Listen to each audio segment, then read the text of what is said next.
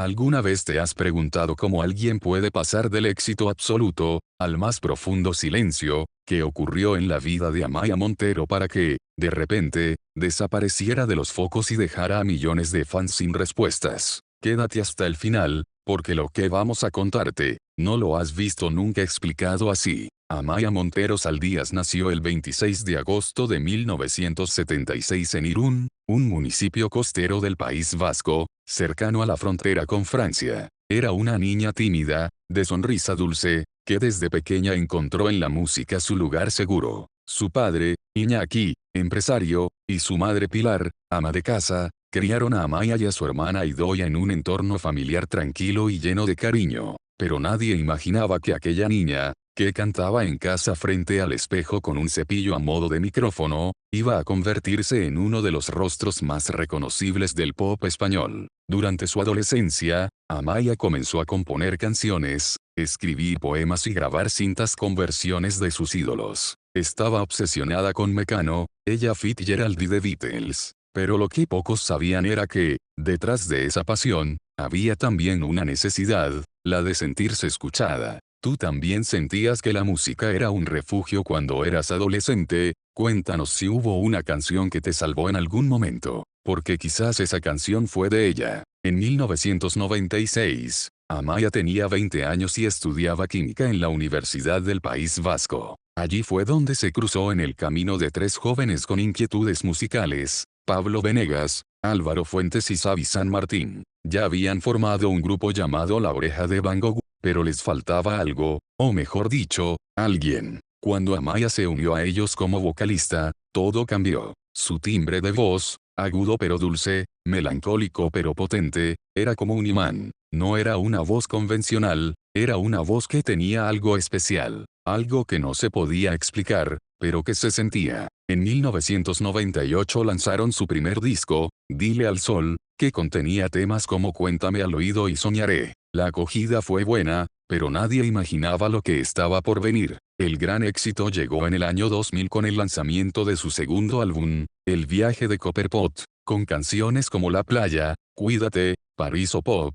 El grupo rompió récords. Vendieron más de 1.200.000 copias en España y se convirtieron en un fenómeno en América Latina. La Oreja de Van Gogh no era solo un grupo pop, era un símbolo generacional. Y Amaya, la voz que marcaba esa generación. La prensa hablaba de ella como la dulce Amaya, la chica del pop que hacía llorar a miles de adolescentes, pero detrás del éxito, empezaban a notarse las grietas. A pesar de la fama, Amaya no disfrutaba del todo los focos. Detrás del escenario, sufría ansiedad, miedo escénico y una exigencia brutal consigo misma. Se sentía observada, juzgada, incluso por su propio equipo. En una entrevista años más tarde, Amaya diría: vivía con el alma en vilo. Cantar era mi pasión, pero también mi cruz. Me sentía muy sola, incluso rodeada de miles de personas. Dime, ¿cuántas veces hemos admirado a alguien sin saber el precio que estaba pagando por esa admiración? Pero lo que nadie sabía en ese momento era que Amaya estaba empezando a plantearse una decisión que lo cambiaría todo. Una decisión que haría temblar los cimientos del grupo, y que la lanzaría al vacío en solitario. ¿Qué ocurrió realmente entre Amaya y sus compañeros? ¿Fue una salida amistosa, o hubo traición, rumores y deslealtad? Te lo contamos en la parte 2, porque ahí empieza el verdadero conflicto, y el principio del misterio. Dicen que cuando un grupo se rompe, no es por una sola razón, sino por muchas heridas mal curadas. Y en el caso de Amaya Montero y La Oreja de Van Gogh, la herida fue tan profunda, que nunca volvió a cerrarse. ¿Fue una decisión personal o la empujaron a irse? ¿Qué se escondía detrás de aquella ruptura que parecía amistosa, pero que dejó a millones de fans desconcertados? En noviembre de 2007, Amaya Montero anunciaba públicamente que dejaba La Oreja de Van Gogh. El comunicado fue escueto, profesional y sin rencores visibles. Se hablaba de caminos distintos, de ciclos que terminaban. Pero la prensa no se lo creyó, y los fans, tampoco. Las redes, en aquel entonces, foros y blogs, estallaron con teorías, rumores y reproches. Amaya se va porque no soporta a Xavi, la han echado porque quería más protagonismo, ha firmado en solitario a espaldas del grupo, la fama se le subió a la cabeza. Amaya, por su parte, se limitó a decir: Llevaba mucho tiempo queriendo iniciar mi carrera en solitario. Quiero experimentar cosas nuevas, crecer como artista y como mujer. Pero esa respuesta no convenció, porque la verdad, parecía estar en otra parte. Durante años se habló de enfrentamientos entre Amaya y el teclista del grupo, Xavi San Martín. Él era el principal compositor de la banda, y algunos rumores apuntaban a una lucha silenciosa de egos. También se decía que Amaya quería cambiar de estilo, probar sonidos distintos, salir del pop limpio y saltar a una versión más íntima, más cruda, más personal. Pero eso no encajaba con la imagen del grupo. Y aquí viene lo más llamativo: meses antes del anuncio oficial de su salida, Amaya ya había grabado en secreto las primeras demos de su disco en solitario. Incluso había firmado contrato con una discográfica. ¿Fue una traición, o simplemente tomó la delantera para protegerse? ¿Tú qué opinas? ¿Crees que cuando uno tiene claro su camino, está justificado que se adelante, aunque eso dañe a otros? ¿O debería haberlo hablado antes con el grupo? Tras el anuncio, La Oreja de Van Gogh intentó seguir adelante. Encontraron una nueva vocalista, Leire Martínez, ex concursante de Factor X, y lanzaron un nuevo álbum, A las 5 en la Astoria. Pero algo había cambiado. Muchos fans aceptaron el cambio, otros lo rechazaron, y otros tantos se dividieron. Era como un divorcio: algunos se quedaron con el grupo original, otros siguieron a Amaya, y otros no pudieron volver a escuchar las canciones de siempre, sin sentir nostalgia, traición o tristeza. Porque sí, aunque La Oreja siguió funcionando, la esencia ya no era la misma. Amaya era insustituible. En 2008, Amaya lanza su primer disco en solitario, Amaya Montero, con canciones como Quiero Ser, Te Voy a Decir Una Cosa, y 4 Segundos. El álbum fue un éxito rotundo, número 1 en España, disco de platino y una gira por América Latina. Amaya estaba en lo más alto, otra vez. Pero había algo en su mirada que había cambiado. En las entrevistas, ya no era la misma chica risueña de antes. Ahora hablaba con pausa, medía sus palabras, parecía tener miedo de decir algo que luego pudiera volverse en su contra. En una de esas entrevistas, Amaya confesó: he aprendido que no todos los abrazos son sinceros, y que cuando más alto estás, más fuerte sopla el viento. Esa frase lo decía todo. Estaba triunfando, sí, pero también estaba sola. Poco a poco, en actos públicos, ruedas de prensa y conciertos, los periodistas empezaron a notar que Amaya no estaba bien. Llegaba tarde, evitaba preguntas incómodas, tenía cambios de humor repentinos. A veces parecía ida, como desconectada del mundo. Y lo peor, la prensa del corazón comenzó a cebarse con ella. La mostraban desmejorada, cansada, sin maquillaje. Titulares crueles como: Amaya Montero, el precio de la fama es la locura. Amaya pierde los papeles en plena entrevista, el oscuro declive del ex de La Oreja. ¿Y sabes qué es lo más triste? Que muchos medios no hablaban de su música, sino de su aspecto físico. La llamaban gorda, descuidada, acabada. Dime tú, ¿cómo no va a afectar eso a alguien que lleva desde los 20 años expuesta al juicio de todos? Y entonces, llegó el golpe más duro. Amaya empezó a desaparecer de los escenarios, cancelaba conciertos, dejaba entrevistas a medias, cerraba sus redes. Hasta que un día, colgó una foto que estremeció al país entero, una imagen que lo cambió todo, y que desató la gran pregunta: ¿qué le pasó realmente a Amaya Montero? Te lo cuento con todos los detalles en la parte 3, porque ahí comienza el capítulo más misterioso, doloroso y humano de su historia. Dicen que una imagen vale más que 1000 palabras. Pero en el caso de Amaya Montero, aquella foto que subió en 2022, valía por 1000 gritos de auxilio. Desencajada, demacrada, irreconocible. ¿Qué le había pasado? ¿Dónde estaba? ¿Y por qué nadie hablaba con claridad? Prepárate, porque aquí empieza el capítulo más enigmático y oscuro de toda su historia. Era octubre de 2022. Amaya Montero sube una foto a su cuenta de Instagram, una imagen en blanco y negro, donde aparece con el rostro serio, ojeras marcadas, el cabello desaliñado y una expresión que muchos calificaron como perturbadora. La publicación no tenía descripción, ni una palabra, y eso fue precisamente lo que más inquietó. En minutos, la imagen se hizo viral. Los fans comenzaron a preguntar desesperadamente: Amaya, ¿estás bien?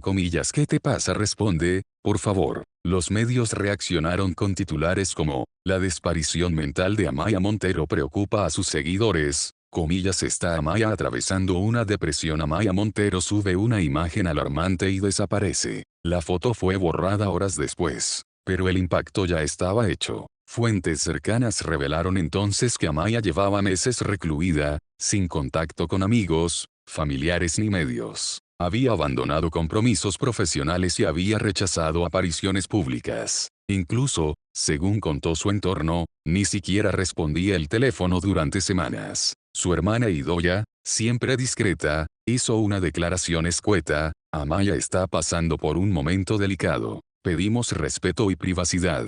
Pero, ¿qué significaba delicado? ¿Depresión clínica, crisis de ansiedad, adicciones, o algo más profundo, más espiritual, como una desconexión total de la realidad? En un breve mensaje posterior, Amaya escribió en redes: si la gente supiera por lo que estoy pasando, se apiadaría más y juzgaría menos. Y esa frase fue una bomba. No se dieron diagnósticos oficiales. No hubo partes médicos. Todo eran conjeturas. Y eso, alimentó aún más el misterio. Algunos psicólogos que analizaron su caso públicamente hablaban de un burnout emocional extremo. Otros, de una posible depresión profunda no tratada durante años. Y los más atrevidos, insinuaron trastornos más graves. Y mientras tanto, el público se dividía, algunos pedían empatía, silencio, comprensión. Otros exigían que se hablara claro. Y algunos medios, seguían explotando su imagen caída para vender titulares.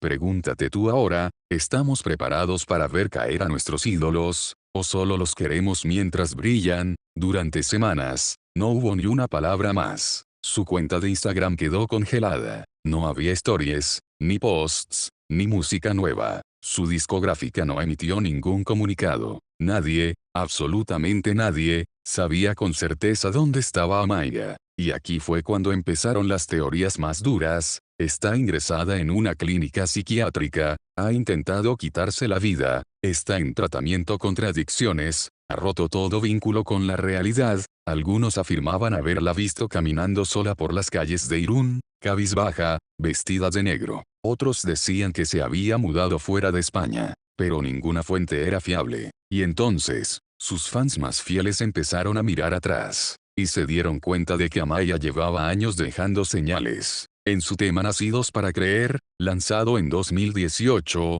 decía: me han cosido con el hilo del desprecio, me han juzgado sin saber, me han herido y yo he muerto varias veces sin morir. En palabras, una canción compuesta antes de su desaparición, escribió: quiero gritar lo que calle, quiero romper todo lo que fui. Esas frases, escuchadas ahora, helaban la sangre. Una cosa quedó clara: muchos sabían, pero nadie hablaba. Periodistas, excompañeros, productores, incluso antiguos amigos. Todos decían lo mismo: no sabemos nada, Amaya está alejada de todo, está bien, pero necesita tiempo. Pero era verdad, o era un pacto de silencio para protegerla, o, peor aún, para protegerse. Un locutor de radio dijo fuera de cámaras: el caso de Amaya Montero es el reflejo de una industria que consume a sus estrellas hasta que se rompen. Y cuando se rompen, las esconden. Pero entonces, cuando todo parecía perdido, una señal de vida, una nueva foto,